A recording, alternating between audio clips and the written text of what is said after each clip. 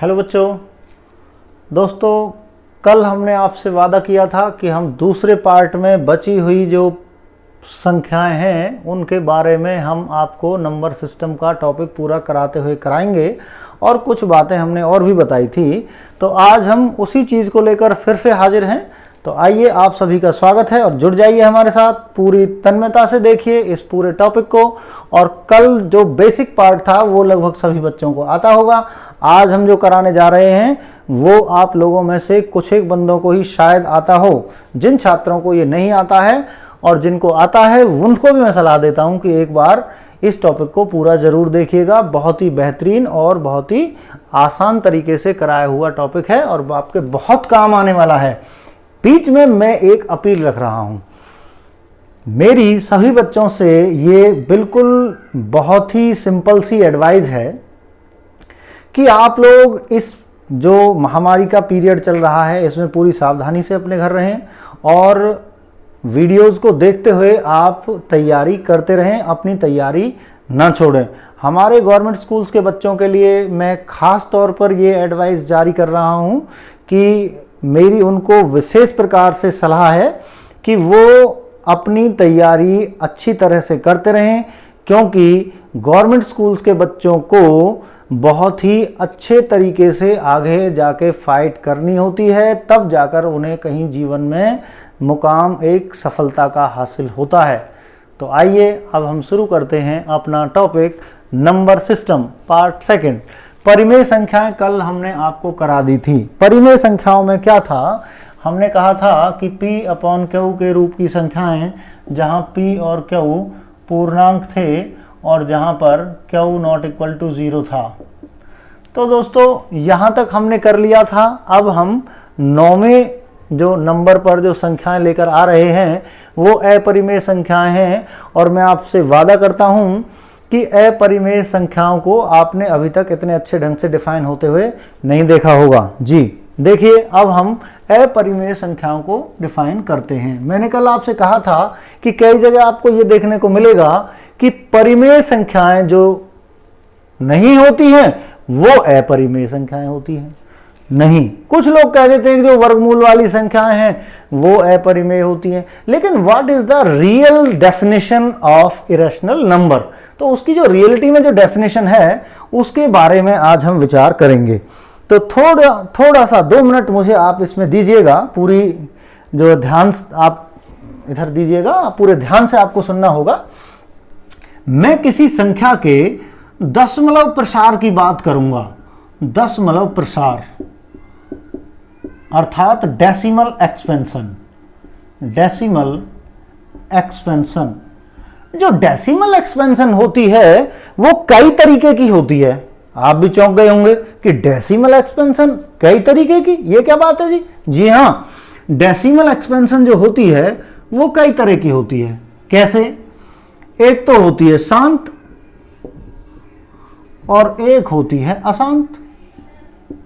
वाह, इसमें भी शांति और अशांति छिपी हुई है। जी हाँ, ये होती है टर्मिनेटिंग, ये होती है टर्मिनेटिंग और ये होती है नॉन टर्मिनेटिंग। ध्यान दीजिएगा, ध्यान नहीं दिया तो आप फिर पूरी लाइफ में अपरिमेय संख्याओं के बारे में ना खुद जान पाओगे और ना किसी को बता पाओगे। तो जो दशमलव प्रसार है, दशमलव प्रसार से मतलब जैसे मैंने 25 को 4 से डिवाइड किया, 4 से डिवाइड करने पर मैंने देखा कि 25 को 4 से डिवाइड किया, 4 6 24, फिर यहाँ पर 1 बचा, डेसिमल लगाएंगे, 0 उतारेंगे, यहाँ डेसिमल, 4 दूनी 8, 2 बचेगा, फिर यहाँ से फिर 0 उतार लेंगे, फिर 4 पंजे 20। समझ रहे होंगे आप मैं क्या करना चाह रहा हूँ। इसका उत्तर 6.25 है। और एक संख्या लेते हैं, 10 को 3 से भाग कर लीजिए। जब मैं 10 को 3 से भाग करूंगा तो मेरे पास 3 तिये 9, फिर 3 तिये 9, फिर यहाँ 1 बचेगा। डेसिमल लगाकर यहाँ कितनी भी 0 लगा सकते हैं हम, फिर डेसिमल लगाकर 3 तिये 9, फिर 1 बचेगा, फिर 0 उतारेंगे, 3 तिये 9, फिर 1 बचेगा। इस तरह से मैं कहना चाह रहा हूं कि ये 3.3333 एंड सो ऑन तो दोस्तों इसको हम 3.3 बार लिख देते हैं।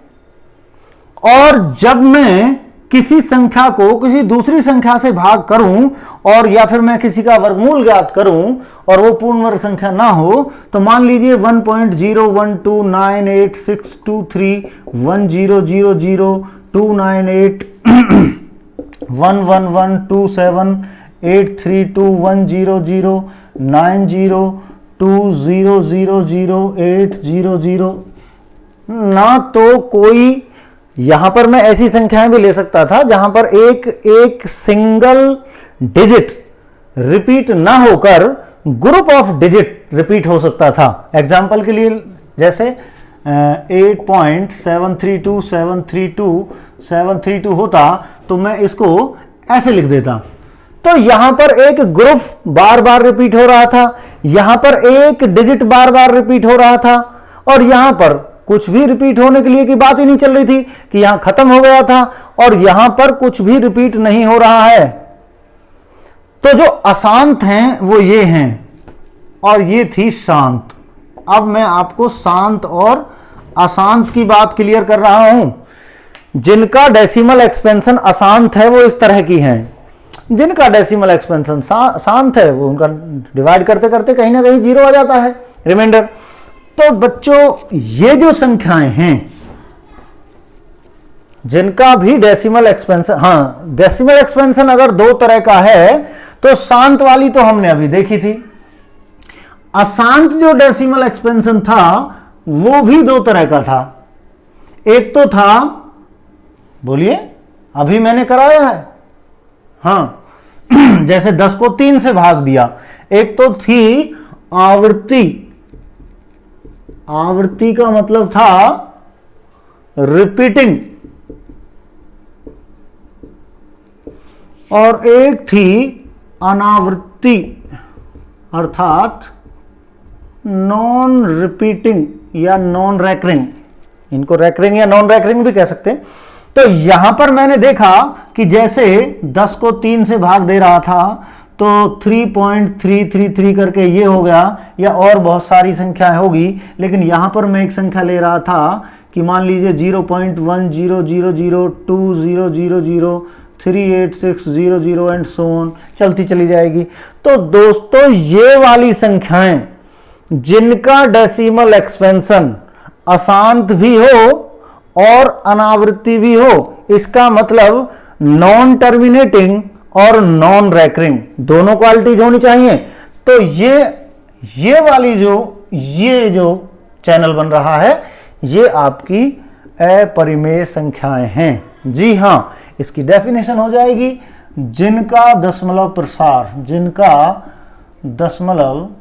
प्रसार अशांत और अशांत अनावृत्ति अर्थात नॉन टर्मिनेटिंग और नॉन रैकरिंग या फिर नॉन रिपीटेड ऐसा होता होगा, वो अपरिमेय संख्याएं कहलाती हैं। जी, इसके कुछ एग्जांपल्स भी लिख देते हैं हम आपके सामने।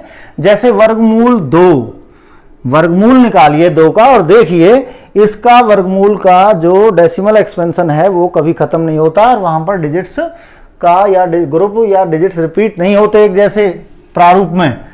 तो वर्गमूल 2 है, वर्गमूल 3 है, वर्गमूल 4 हट जाएगा, वर्गमूल 5 है, पाई है। जी हाँ, पाई के लिए ध्यान दीजिए, पाई पर किसी दिन डिस्कस करेंगे अगर समय मिला तो, कि पाई की डेफिनेशन क्या है। और जब हम आपको क्षेत्रफल वाला टॉपिक कराएंगे तो वहां पर पाई बहुत ही महत्वपूर्ण तरीके से यूज होता है, वहां पाई के बारे में जेन्युइन डिस्कशन होगा डीपली कि पाई होता क्या है। देखिए, मैं आपको बीच में एक बात और कहना चाहता हूं कि इन टॉपिक्स को बहुत छोटा छोटा करके हम बहुत ही ट्रिकी वे में कर सकते हैं, लेकिन मेरा मानना यह है कि हमें एक टॉपिक की अगर डीप नॉलेज हो जाएगी, भले ही समय थोड़ा सा अधिक लग जाए, आज प्रचलन चल गया है कि हमें बहुत कम समय में और बहुत ज्यादा सामान चाहिए होता है, लेकिन ज्ञान एक ऐसी चीज है, या गणित जैसे सब्जेक्ट की अगर हम बात करें तो उसे समय देना होगा। डेफिनेटली अगर आप गणित की तह तक जाना चाहते हैं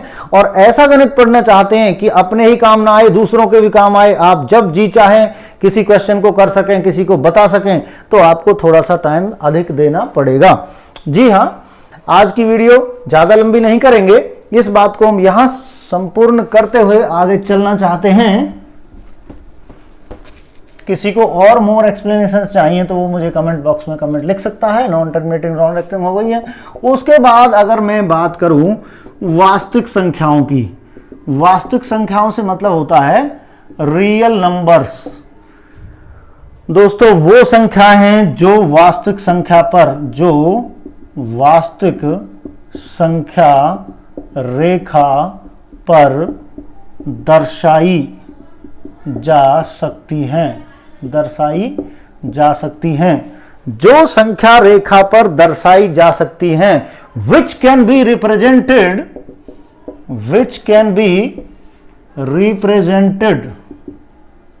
on a number line are called वास्तविक संख्याएं या रियल नंबर्स, जो रियल नंबर लाइन पर डिस्प्ले की जा सकती हैं। जैसे यहां पर मेरे पास 0 है, यहां 1 2 3 4 5 6 7। जी हां, अब मैं कहूं 4.5 या 9.2, 9.2 कौन सी है? परिमेय संख्या है। परिमेय संख्या इस पे आएगी। हां जी, 9.2 क्या होता है? 4.5 कहां है? ये रहा 4.5। इसको मैं क्या कह सकता हूं? 9.2। तो इस तरह बहुत सारी संख्याएं, ये संख्याएं सोच रहे होंगे आप कि ये कैसे दर्शाई जाएंगी? ये भी दर्शाई जा सकती हैं, बिल्कुल।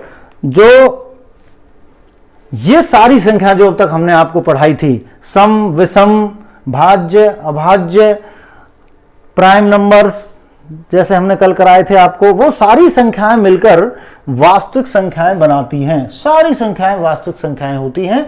केवल इमेजिनरी जो जिनको हम बात करेंगे कि कॉम्प्लेक्स नंबर्स होते हैं, वो आपके सिलेबस 11th क्लास से स्टार्ट होते हैं, तो उनके बारे में हम अवास्तविक संख्याएं, अगर मैं कहूँ अवास्तविक संख्याएं, इनके बारे में हम बात नहीं कर रहे हैं। ये a प्लस आयोटा b की फॉर्म की होती हैं। 11th का जब मैथ कराएंगे तो आपको उस वीडियोस में इसको देखने को मिलेगा।